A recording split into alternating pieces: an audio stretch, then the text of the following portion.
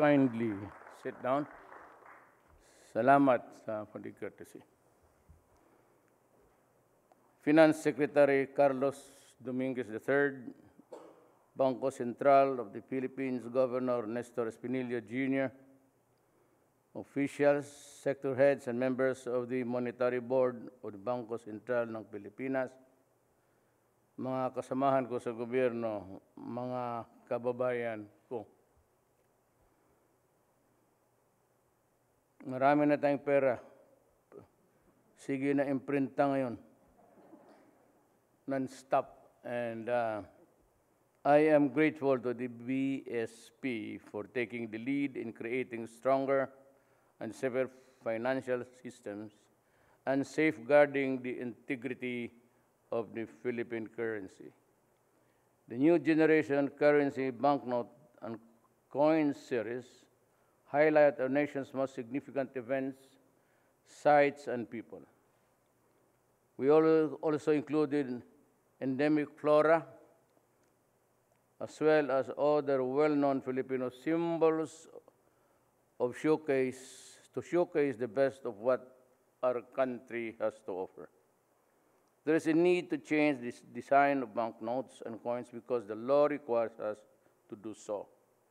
This is to enhance its security features as well as to prevent forging and improve durability. Initiatives like these are meant to promote public trust and confidence in our financial system. That is why I call on the BSP to stop illegal activities that impede our efforts in promoting the integrity of our currency. Intensify your program against counterfeiting and conduct more campaign drives in order to protect our citizens from confusion and deceit. I also enjoin the BSP to remain vigilant in ensuring price and financial stability, instituting banking reforms and sharpening strategies. We do this because public interest is at the heart of this administration's priorities. I ask the public to join us in welcoming the new generation of currency banknote and coin series. Let us use them wisely and responsibly for our personal and our country's advancement. Rest assured that the government will continue to implement initiatives such as this to give a better life for every Filipino. May this event usher in an era of lasting and meaningful changes in all levels of society. Let our money symbolize the resilience and promise of our economy as well as the best of this nation can offer, as well as what it stands for. Hand in hand, let us pave the way towards a brighter future as we strive further to realize our vision for a more comfortable and dignified life for all. Congratulations at mabuhay ang Bangko Sentral ng Pilipinas. Well, I was thinking aloud and told Sunny, who's kababata ko siya, na a lot of those guys in government were the one pushing me to run, and I was reluctant because it was really obvious that I could never be a candidate, not because I do not have the resources, but because of age. And besides, I was more or less intimidated having been with government. Now, if I finish my presidency, God willing, if I get to stay alive, I would have served government for 40 years. Kaya ayoko na, I would have retired as mayor kasi about time, but then I don't know what happened, but I think that presidency is something, it is a gift from God. Wala akong congressman, wala akong governor. In Manila, I never had any one barangay captain to campaign for me. And yet, itong si Romulo, by the way, the father of Bernadette, people might start to ask questions. He was one of those who were there with Sunny, urging me to run, and I said I could not because wala akong pera. And maybe the physical toil, hindi ko na kaya in a campaign all throughout the Philippines. But water under the bridge, really. But, you know, if you'd notice, karamihan kong nawala sa akin. Really, the very first person who, kay ganon, ang bayan, kay ganon, ganon, corruption, there was crime and everything. I said, but I'm very sad that they are the very first to go. Early on, a cabinet member. But just the same, tayo ba sa gobyerno? There's no way of telling. Yung maglapit sa iyo na ganun-ganun ka. And you thought you might ever fall into the trap of believing na you are with the crowd for change. You are in for a government as big as this, at a unitary type. Yan ang mahirap na mabigat because all power seems to be emanating from this building. So lahat you get to decide, even the simple trips of people who want to go abroad. But those, nung nandyan, there's another one coming up. I think that, you know, if you go to other places to attend important meetings that may affect the country, I would appreciate it. If it really comes from the heart, you're there to do work, task.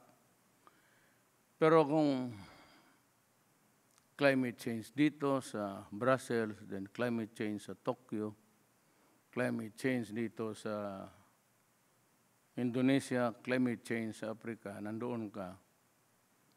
Tapos ang tanginang yan, ang bagyo, pinupuwit dito, yung isa palabas, yung isa, there's blood and everything. You've spent millions for that, and I do not see any improvement. Unless the hypocrites, the big powers really, adapt it heartily, then we could have a climate change. But at the rate that the world is charging industrial machines and everything, sila yung nauna. That's why itong climate change could be a farce if we cannot compel the other nations, especially the industrialized nations, to follow. Nandiyan na sila, nandito pa tayo. They do not want you to catch up. Pag dito yan. So the incremental increases, the carbon footprints, they want to minimize it. Good. But you guys were industrialized, which started in the 1800s, and it continued until now. Tayo na, we are on a threshold of a economic, maybe more active. We can hardly catch up. And so much limitations for this. What I'm complaining about is really yung global governance.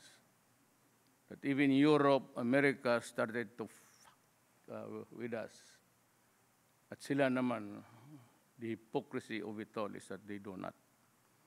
What is good for them is good for them. What is not good for them, it's bad for you. Ganon ang subservience ng... We remain to be the vassals of economic enterprise all over the world. Food for thought lang. Parang paano nyo ganong kahirap kami dito. Ako, thinking of how to Well, I thought for a while that when I was in high school that we could print as many as long as the machines would work. We can have all the printed money we want. Ayun ang tingin ko.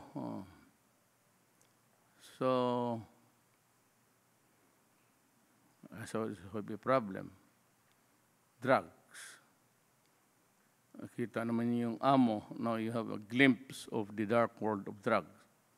Amo dope, you go to the internet, go to the documentaries, the amo is locally produced. That's what I've been telling you all along. Na sila-sila yan. Alam mo kasi, pag ang pulis hindi na kailangan mag-identify. Magpatrol na yan dyan, yung undercover, magdampot lang ng isa yan. Pag dinala mo yan doon sa taas ng building, sabihin mo magsabi ka na todo, ihulog kita. So you start to rattle off names. Eventually, ganun yung patayan sa mga bata dyan. But, human beings,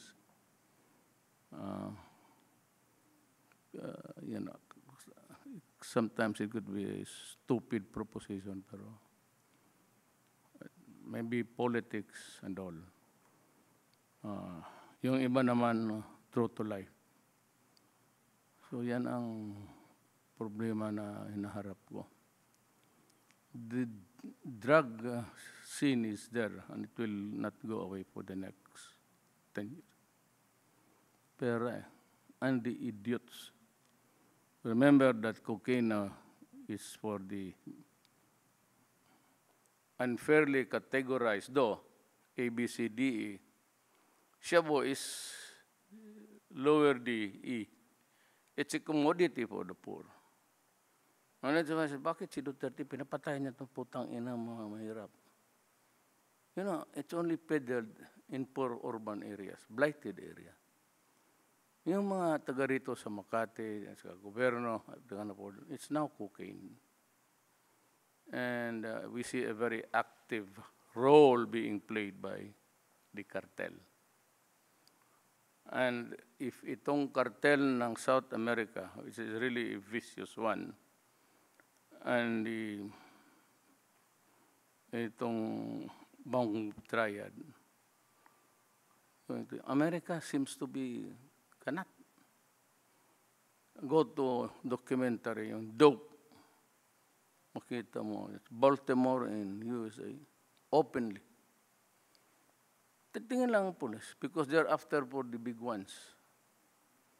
So, yung mga street level users, wala, inahayaan na nila. So, parang tiyanggi, ganun.